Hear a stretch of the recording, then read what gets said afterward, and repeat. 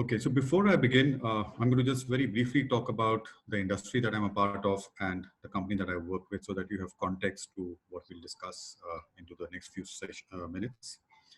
Uh, so I work with a company called Aon. Aon is one of the leaders in insurance and human capital solutions. Uh, I specifically work in the human capital solutions part of the business, and I look after Asia Pacific and Middle East. What we do in this are really two, three things. We have solutions and products around rewards, performance, and organization effectiveness. So our primary buyer for a lot of this is really the HR heads, the CFOs, and the CEOs. We do our solutions and products are really around some of the surveys that we do on rewards, a lot of the advice that we give, and data and analytics that we do around rewards, performance management systems, the kind of job roles that you should be looking at, plus the future of work and how some of the roles are changing, what kind of salaries do you want to pay, what kind of newer capabilities and skills you want in your system. Within this, the other part is we have a large assessment solutions business where we work on both hiring solutions. So we work in, right from hiring from campus to hiring a CEO, we would have assessment solutions around each of those strands. And our buyers in that again are boards, CEOs, HR heads, and the entire community of business leaders, HR heads, and also CFOs in that sense. So we primarily work like what RP said. I'm going to cover more specifically around corporate India, and our primary audience in that sense is across these industries and mostly mid to large sized organizations. We do have a few businesses within which we do work with smaller sized businesses, but typically not less than say 100 employees. So I'm going to now move to the next slide and talk more about the subject that was given to us. So B2B marketing is forced to change. That had a full stop. I put a question mark to it. So yes, there is COVID and it's very unfortunate. It's actually definitely impacting our lives. It's definitely impacting the way we do business. It's impacting marketing as well. But the question that I want to leave all of us with, and I'm saying this before I close my slides, is really that uh, is it forcing us to change or is it forcing us to step up? I think we have the tools, we have the wherewithal that we need in terms of what works in marketing. I think most of us have the tools. We've been using a lot of digital all these years. We've been doing a lot of content, sales enablement, and a whole lot of these things. Is it more about fine tuning it now, making it sharper? And is it about also ensuring that, we're able to get more influence in being able to say and do the things that actually impact the business much more? So in a way, thinking much more like a business leader and being able to make that impact. So I've broken down my session into really three parts from here. One is on what's happening right now for us. Second is what to expect. And third is how do you prepare for what to expect. So one of the things we are seeing right now is that clients are more responsive. That's right. They are more responsive right now. Typically, we would run campaigns and get X number of leads. We would run webinars and we would get X number of participants. Today, we are seeing that a lot more clients are responsive to our studies, a lot more responsive to webinars, and their participation has actually gone up. To give you a few examples, we've been running a few webinars on how COVID is impacting HR practices today or policies and how we can help them with some of our solutions, which is not to make it exploitative and salesy, but to say, here are a few things you want to think through. And the numbers are really 2x to 3x of what we've seen in the past. So clients definitely are more responsive in our part of the world. Sales cycles have definitely gone up, but sales conversations have improved. So there are a lot more sales conversations that we're able to do through the digital medium. And on digital medium, actually the spotlight's really gone up, both internally and externally for us. So internally, business leaders are way more responsive to newer suggestions and are more ready and agreeable to experimenting with campaigns in getting client conversations going, in going out and talking much more in the online media about how we are seeing things move, what are the perspectives that we have, and that's getting us a lot more people to talk to us. So I think the marketing team at our end is extremely busy.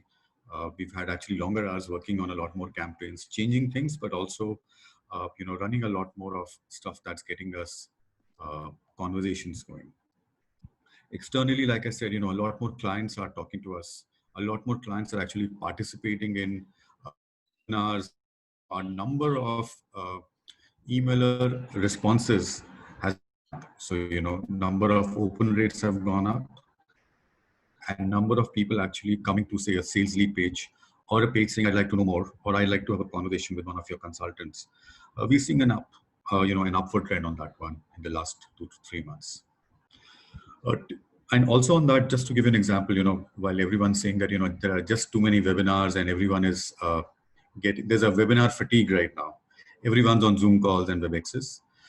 Interestingly, we've done about 23 webinars in the last 1.5 months. So from about 15th of March till now, that's a big number. But in each of these, we've seen an average of 400, 500 people attending these webinars. And these are all client webinars. These numbers are much more than typically what we would see, which would be an average of 150 to 200 people per webinar. So there's definitely a lot more hunger for information, a lot more hunger for understanding what's happening to the world, or how do they understand what is it that we can offer. And that's kind of getting us a lot more, I would not want to call it brand attention, but I would like to call it more as the brand is seeing as something that can be relevant in their world right now. And I think that's the vision that we want to stay with now, and even as we go into the post-COVID world from here, that we are relevant for you when you need us. And, we have the right things for you. We're not going to go out of context by going and doing, extreme levels of exploiting things. But we do want to come in with the context of saying, here's your need, here's what we're hearing from many of you, and here are some of the things you may want to consider at this point in time. The other thing that we've realized is that clients are hungry for solutions and products right now. Some of these are not necessarily the ones that we have to offer immediately. So, for example, we know that hiring is not really happening offline as much. So we've been building a few tools online for assessments where people can actually do proctored assessments. So there's a tool that we've created. And we've taken some of these things very quickly to the market in the last few months. So there's been a lot more of partnership with sales and with technology teams and product teams to take a lot more things out to the market sooner than we would have, because we've heard from clients that this is a need right now, or we felt that this was a need that's there already in the market, given that everything's happening virtually, and that's again getting us a lot more attention from clients who want to know more and understand how some of these things can actually help them. And they're, being able to timely go out and put out papers around this, white papers, trends, and sharing this even with the media. Even the media, the online media has found a lot more takers for a lot of this kind of content. And that's again, kind of helping us get a lot more conversations moving, both for the sales folks and online on social media and on the online media for us. So what are we expecting? I think there's a very clear ask from business to impact P&L, right? I think so far we could have said that, yeah, we are doing X number of content pieces, we are doing Y number of sales leads. I think clearly right now the need is to impact P&L. And I think that's a need that all of us also carry ourselves to say that, can we qualify this lead better? Can we categorize the leads that we brought in or the conversation that we're having to be more relevant for the client in the context of the crisis that's going on? B, can we be more insightful that it is of value to the client and he sees where we're coming from much more clearly?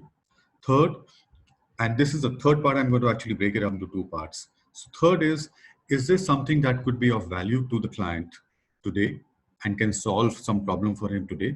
Or can this be seen as a strong engagement with the client today where he sees this particular thing not to be relevant immediately, but something that he could use immediately after the COVID crisis is over? So those are the three things that we are trying to see and use in our way of looking at how the COVID thing is going to move for us. The second thing we've seen, and this was an ideal world we wanted when we were running digital marketing and marketing campaigns in the past. Everyone wanted to know what's the ROI of marketing, and famously, a lot of advertising guys have said that marketing, you don't know what's working out of what you're running. I think today there are two things very clear out of it. One is, I think we can all very sharply show the ROI, especially on sales leads and conversations, number of conversations one can have. So that can be. The second thing is both these things are working in tandem a lot more with the sales folks today. So earlier there were, I think all of us have faced some heat with sales folks, and there have been conversations where, one of us has dropped the ball, either it's marketing or sales. But today, I think the intent, given the whole crisis, is that all of us want to, it's like all arms on board, and both of us are working much more closely.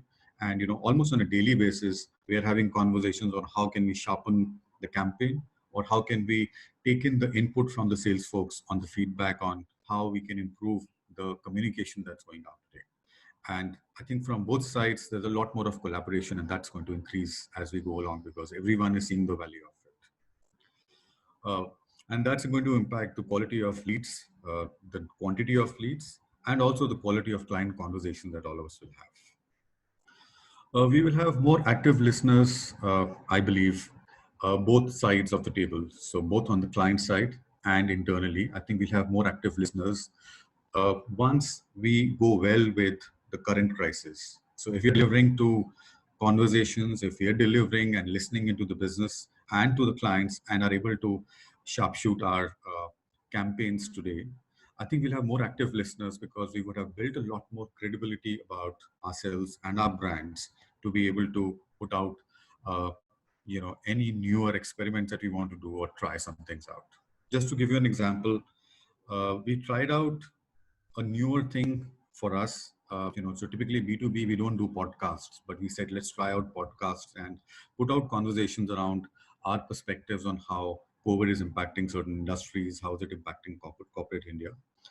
And we were quite surprised ourselves that we had about 3,000 plus downloads of these podcasts, and Apple's actually put that as in the top 3 podcasts for India on the Apple podcast, and it's also up on Spotify, etc.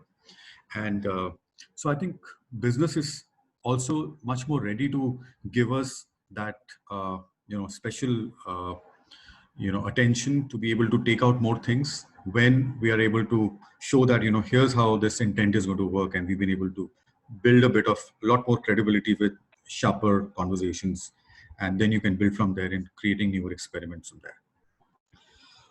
Content will be more important for the even more discerning clients. So I think as budgets will get tighter for clients, they'll get more discerning, and that's where content will start to play a bigger role in getting the conversations going. So keeping it more relevant, not speaking too much COVID, but subtly bringing that in and being able to come to your point, I think will be important, because I think again there's a fatigue with the amount of talk that we're having around this. I think the last point on this is budgets will be tight, but we'll still have to deliver. I think that is clearly an expectation we should all get ready for. And for that, I think we need to just sharpen our tools, ensure that we are using a lot more of our preparation right now as we are learning through the crisis. So how that's going to happen is through reputation, sales, and conversations. We'll have to own the growth agenda as part of our job as we get out of this crisis, hopefully soon. So reputation, not being seen as exploitative as a brand today or tomorrow is important. Being contextual will be important. Putting out your leaders in front will give it a lot more human face, even if it's a product or a solution, because clients value that much more than just listening to the brand talking. And I think that is something that we're going to take out much more, and we are doing a lot bit of that. From a sales point of view, sharpening data analytics will be important because it will help us in managing budgets better and getting better ROI and better impact. Building for today and for tomorrow, like I said, a systemic sales engine will be important. That, are these leads for today or are these leads for tomorrow is how we'll have to very clearly define how we're taking out some of these things. Nurturing will be important, Nurturing is important today. It will get even more important over the next few months as sales cycles will continue to be too longer.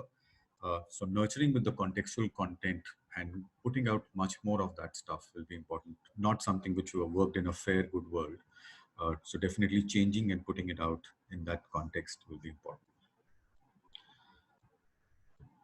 So really the last thought I want to leave all of us with is a quote by uh, Nassim Taleb, who really came up with the whole context of the Black Swan. So you need a story to displace a story.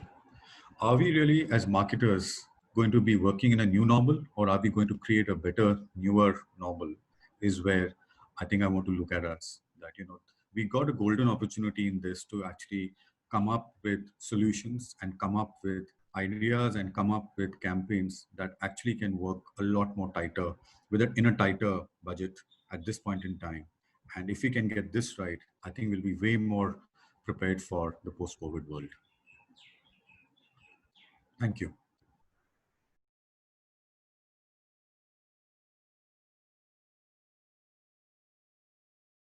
Good afternoon, everyone. So I'll just get to the point.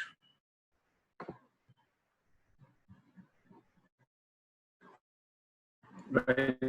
So I think we all heard, Sushil mentioning some of the points. So I'll kind of,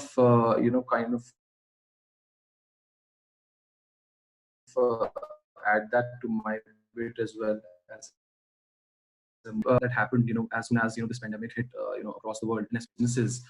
I think immediately our sales teams realized that they cannot meet in person. All these discussions relegated to either a phone call or postponed. As marketing teams, we ourselves realize, and our clients, also would have seen the past. They were trying to maintain their own business continuity. They were having their own struggles. So this was the reality in which we were living a few weeks back. And this obviously meant that there was a huge opportunity which was coming out of this whole situation, and one of which was digital transformation. All of us have seen that joke, CEO or CFO who is leading the digital transformation. Answer is not that. The answer is COVID-19, right? So this is a reality which many businesses are realizing today, and that is where I want to cover the opportunities which are coming up as a result of this. So digital transformation is definitely number one priority for many organizations, not just digital but many offline organizations. The other one which is very key, as we have moved deeper into the lockdowns, is that people are looking to connect. After initial hype kind of settled down, people were looking to connect with each other because they were isolated at their homes. And secondly, they were also looking to help each other more than ever. I think that is one of the key things which has come up in the last few weeks. And as a professional, which you realize that you were looking for new benchmarks, you were looking for new solutions, new technology, which could help you save costs, which could help you continue your business processes, which could help you kind of maintain the situation in your organization. And that brings down the fourth point as well, that a lot of innovation flourishes when these kind of times come up. To give you a reference, in 2001, when this slowdown happened, Salesforce, Eloqua, and many other such companies came out of that. In 2008, Marketo, bought a lot of these tools that we are so used to today. They come out in these difficult times, and I'm sure that this time will also help push the innovation in terms of more martech tools.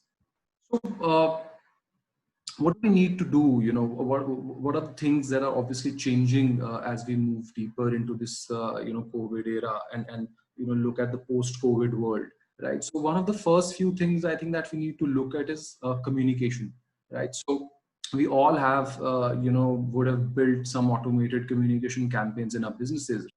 First thing, if you've not done so far, I would advise to kind of relook at your automated campaigns ASAP, because a lot of them could be insensitive to your customers' needs today. A lot of them could not make sense to your customer today. So definitely maybe a communication lockdown needs to be happen before you kind of look at rehauling the entire messaging framework that you have. And within this framework, I think one of the key focus areas should be user onboarding, because that is where a lot of dropouts happen, right? So even if a minute improvement or an small improvement can happen in the onboarding journey, I think that is going to help you a lot. One of the things I think which Sushil also touched about, so how do you kind of still talk to your customers, go with your pitch, but do not sound rude, do not sound pushy, right? So how do you soften the entire sales pitch? And I would like to show you an example in this regard.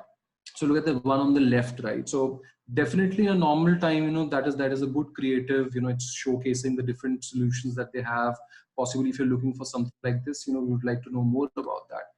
Today's world, that is something which is just a message out there which has no context, versus somebody who's written a personal mail, which starts talking about the impact which your business might be facing, maybe offering a small solution. So I'm just giving a sense of how the world is changing, and maybe if you're doing a lot of the creatives that are on the left, they need to kind of rehaul and align more towards this right example.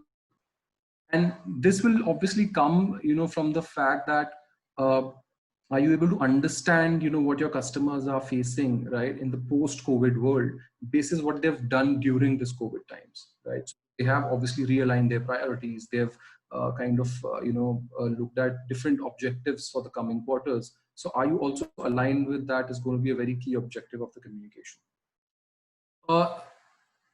Coming to the product part, right? So, like Sushil also mentioned, they had to look at their entire product offering and repackage it in a way so that it makes sense for the customers today, right? So you have to ask yourself, what products can help my customers in the current scenario?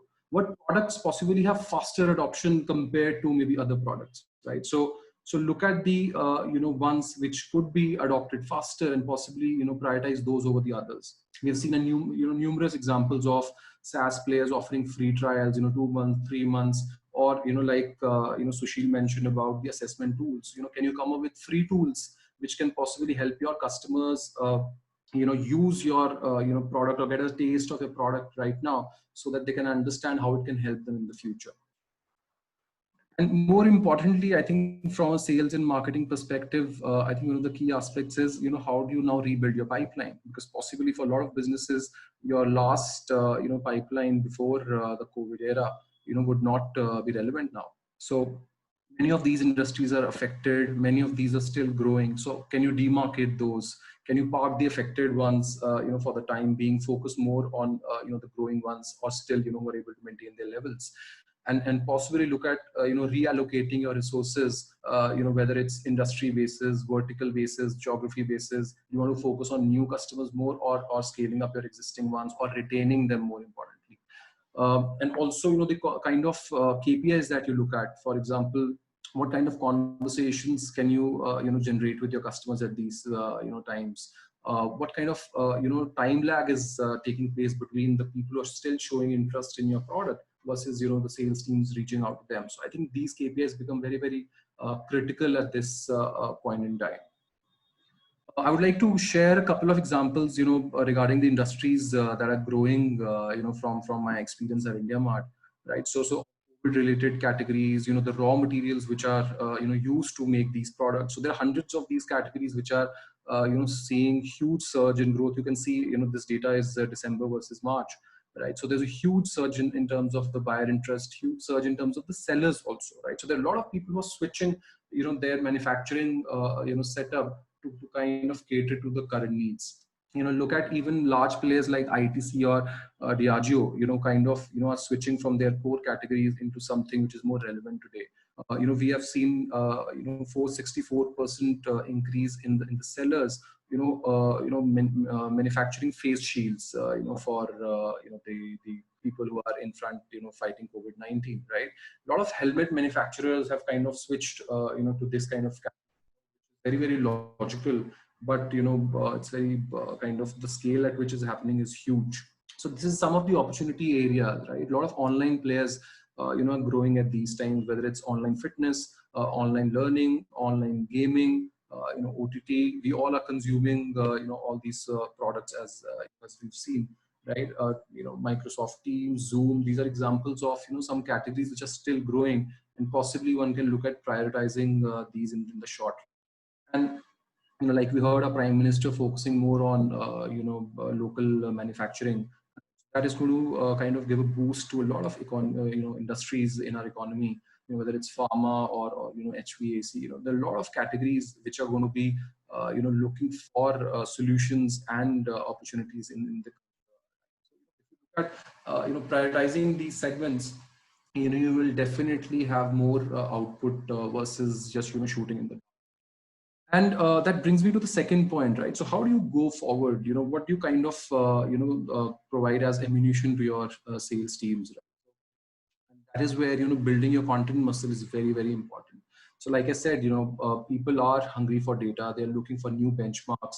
They're looking for new insights about not just the markets, but what are their peers doing? What are the kind of industry benchmarks that are going around? So can we help them with that, right? uh, One of the key things that we need to do today is definitely have a video production system in place, whether it's outsourced, in-sourced. You need video content today, whether it's explainer videos, virtual workshops, on demand webinars. All these are a must have in a B2B marketing space today. And coming to the the sales teams per se, right? So uh, these teams are going to kind of touch base with their customers through these virtual systems, possibly for the first time, right? They're used to meeting people in person. They know how to get those meetings, how to present your product in those meetings, get close a sale. But what about in a virtual world? There are a lot of people who struggle with that. So are there enough trainings happening for the same? Are they enabled to kind of handle objections of customers which are coming through these mediums, right? And there are obviously going to be some people who are good at this versus others. So is there a cross learning happening here? Are we sharing case studies of people who are succeeding at handling objections in a better way, or closing sales faster versus others? And the others quickly learn from these people so that everybody kind of moves forward, right? And the last bit I want to touch about in terms of content is obviously involving a lot of micro influencers is going to be key in the future, right? And what I mean by micro influencers are people who are actual users of your product, right? So whether these are your power users, your loyal customers, right? So you need to have a ready list of these people. You need to engage with them, and these people can genuinely help you build credibility in front of audiences, right? So Sushil gave an example of podcasts, right? So for your conversations and podcasts, who do you need? You need these experts to come in and talk about some of the experiences they've had with your product, the kind of problems that they've been able to solve with your product, right? So a lot of these are going to kind of move forward. And to give you an example of what a platform like a Google would do, being a search engine, they're sharing the kind of growth in typical searches that they're seeing across categories. So just one example, into your industry, right? And once you have these content pieces with you, obviously we're looking at new set of channels as we move forward versus what we had pre-COVID, right? So one of the key changes which is going to happen is obviously the scale of virtual summits and digital conferences, right? Any conference that you've attended over the last couple of years, right? We're definitely going to see a scale up of digital conferences. Just to give you a sense, these kind of views where you have virtual webinars which have a lot of engagements happening. Tools, a list of the future webinars, resources to download. So from a top of the funnel to the bottom, you'll have different CTAs on these pages. These will be branded, in your colors, your logo is there. So a lot of, I think this stuff is going to become the norm as we move forward, right? And regarding the video content that I spoke about, right? All this video content that are generating, obviously would need channels like YouTube and LinkedIn, a lot of other content hubs, which where you're going to push this out to your customers to kind of generate the inbound interest, right? And for your set of accounts that you are kind of targeting, you need these kind of contents. You can create interactive landing pages for these people, personalize them basis content, videos, so a lot of that is going to be the focus areas as we move forward, right? For your existing customers, the lead nurturing campaigns, your newsletters, that is how these channels are going to become a very critical part of pushing out that content muscle that we spoke about, right? And another example of a virtual summit which was conducted by Atlassian a few weeks back, and this saw 5,000 plus attendees, right? So I think Sushil also touched upon that, 600 attendees for webinars versus 150 pre-COVID. So definitely there is this need to learn more. They are looking to kind of consume more content, and considering the experiences are going to improve from here, right? And you're going to have better content being served. I think these kind of platforms will definitely flourish as we move forward. And some of you might be coming from a .com. Some of you might be with agencies who are well versed with Martech stack. But a lot of offline players who are going to start their journey now, looking at the current situation. This is one of the few early things that you need to do, because the rest of the things will happen only if your base is ready, right? So that's the platform that you need to get into. Not delve deeper into this, but I think the key point here is that all of these aspects are going to be important in the coming months, and you need to invest in the right tools to kind of scale your lead gen or lead engagement, right? And to conclude, I would like to add that a lot of things are going to change. We're going to adapt, but some things will still stay the same. You have to be helpful to your customers. As B2B marketers, you are going to solve problems for them, whether through content, whether through other things, right? You need to be still agile, because it's not that all the changes have happened. The changes possibly maybe the repeated lockdowns, maybe different industries are going to cope up differently, so you need to be agile. Personalization is still crucial, right? So I think it'll be criminal in 2020 to talk about content or communication which is not personalized. And last but not the least, I think in the B2B space today, it's very critical now that you are credible, you are genuine, and for that sense, I think you need to take care of your customers. If there are reviews out there which you need to look at, which you need to solve, I think you need to get on ASAP. Your positive reviews through your micro influencers, your loyal customers, they need to be pushed out. So I think these basics will still be there to drive the results. But the key point is digital is going to be at the core of the strategy for all B2B marketers, and we need to be ready for that. All right, so that's all from my end. Thank you. Thanks.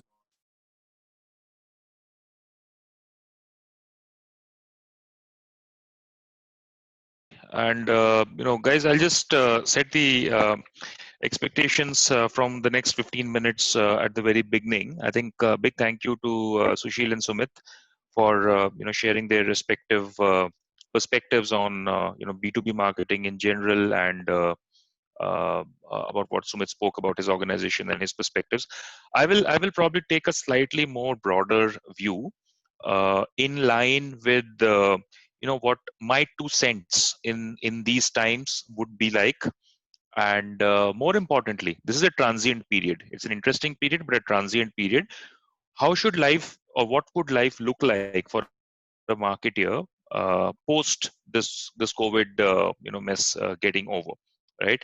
So I have a few slides on this. Just quickly, we'll walk you through them.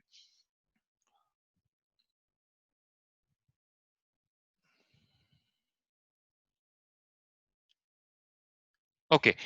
So as I said, B2B marketing post COVID-19 is what I would focus on at this point. Um, See, the reality is, as we all know, that all of discover new things every day, and the speed and unpredictability with which things are changing, it actually has everyone on edge, right? Whether it is your internal customers as a marketeer, or it is your company's external customers, right?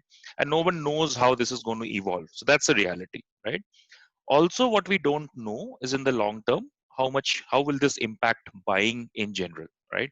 So there are situations where force majeure contracts, clauses in the contracts are being enforced. There are situations where payments are being deferred, and there are situations where, unfortunately, as we know, people are losing their sources of livelihoods, and so the cutbacks are happening, right? So the reality is that we are passing through a grim phase, right? Now, in this reality, these are the 4 or 5 key things that are, keeping us marketeers awake, right? What will the new normal be like? There are a lot of perspectives around what the new normal is going to be like. Some really aggressive perspectives, some more blended perspectives of a holistic change in few things, but others remaining constant. Will marketing actually need to change post COVID-19? And if yes, then how is it going to impact you or me or anybody else who's a marketeer once this new normal starts to come to shape, right? I think this question has been discussed already. Will digital finally take center stage? I personally believe digital is yet to take center stage, especially in markets like India. Yes, there are some markets where digital leads the pack, but yet, will it globally take center stage? And more importantly, will it drive business tangibly? Will there be a currency where digital will get the due credit that business otherwise gives to different other tactics of either marketing or sales driven initiatives, or in certain cases sales and marketing joint initiatives, right? So these are things that are keeping us awake. And last and not the least, I touched upon it, where and what will I, as an individual, as a marketeer, you, me, anybody else, need to change to ensure relevance? So there is an upskilling conversation that I'm sure most of us are having within ourselves, with ourselves. There is a change of approach conversation. What has worked so far may not work so further, and a couple of other things that kind of are keeping us awake at night, right?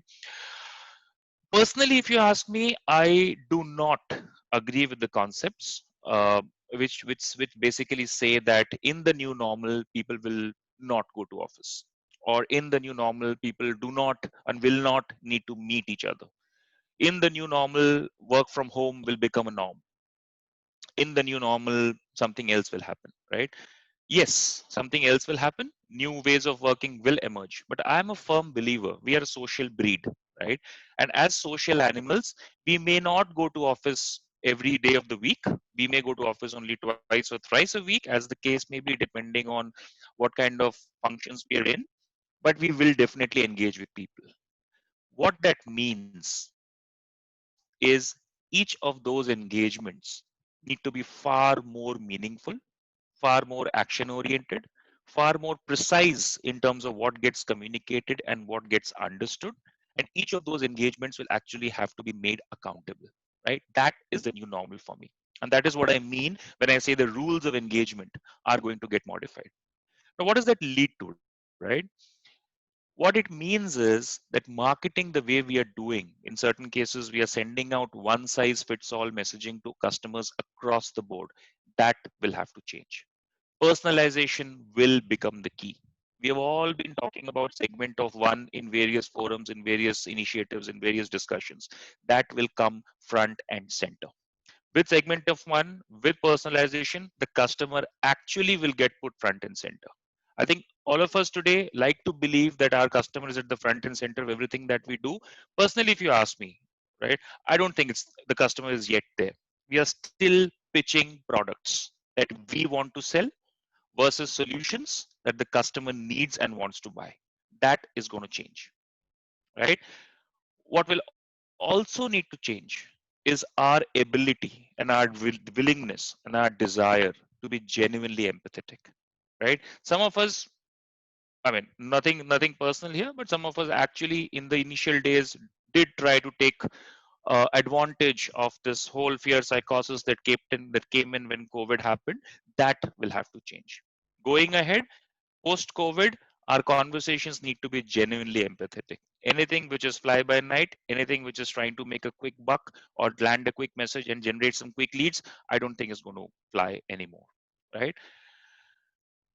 As I said, I will talk about a few points that I believe and I do and I execute with my team across the board for the messaging that we do for Tata Communications, for the digital marketing that we do for Tata Communications, for the social and website marketing that we do for Tata Communications, and the web automation that we do for Tata Communication, right? What we do is we keep the message very practical, very positive, and very constructive, right? We avoid explicit referencing to the virus unless it is directly relevant. In certain cases, we have to, right? But otherwise, we consciously avoid it. And last but not the least, what I do, what I ask my team, I exhort my team, right, to do is to understand where the brand is genuinely relevant and position it accordingly, right? There are certain things that we do as an organization that we don't talk about, which is fine. But areas where a brand is genuinely relevant, right? And we do, and we want to talk about it. It makes sense to the customer to talk about it. We definitely go out and give those messages. There are a lot of CSR initiatives we don't talk about, but that's a conscious organization call. But where the brand is generally relevant in the customer's life, we do go and make a point about it, and it is working. Let me tell you that there are conversions that have happened there, and I'm talking enterprise sales here, which is a slightly longer sales cycle. But there are very positive engagements that we have delivered on the back of messaging which is practical, which is positive, which does not unduly reference to the virus, and where the brand is actually relevant and is in a position to solve a customer's problem. We have seen traction, we have seen conversions, and we have seen action happening in the last few months, right? What we do stay away from as a team, as a company, is anything that lends us to be perceived as exploitative. We do not do that, right? We're starting with feigned empathy and pivoting to self-service pitches. We do not do that. We consciously do not do that. Messaging which looks great on paper, we have we have dropped not one but multiple campaigns in the last few months, right? But we have stayed true to the fact that if there is any empathy that's coming from us, we are projecting any empathy, that empathy has to be genuine at its core, right? And lastly, we refrain from messaging from any position of fear. It's all about practicality, it's all about positivity, and it's all about looking forward. We are all human beings. We are all dealing with multiple demons at home, at work. As a marketeer, I would not want to add a single ounce to the pressure, the pains that we are all carrying as individuals and professionals in our day to day and work lives. Right? So that's something we consciously stay away from. In other words, guys, what it means is we try to keep things simple. We serve our customers in a helpful way. In certain cases, it's not about product or business at all. It's about just helping them trust, tide through these days of crisis. Right? Our focus is on building customer appreciation. Our focus is on getting customers to say good things about us. And we firmly believe that if we are true to our customers, if we are genuinely empathetic to our customers, if we talk to them about solutions where we can genuinely make a difference, right, that will lead to brand loyalty. That will lead to customers in the process. We will organically acquire new customers as we move along. Right. So that's from me. Kept it very, very simple, kept it very, very practical. We are all marketeers here. We are all people here who understand the basics, the nitty-gritties of messaging, communication, advertising. But these few points I thought, if you were to keep in mind more as human beings and as marketeers, there are certain responsibilities that we are carrying. I think life will become simple for all of us and our customers at the same time. So that's all from me. Thank you so much.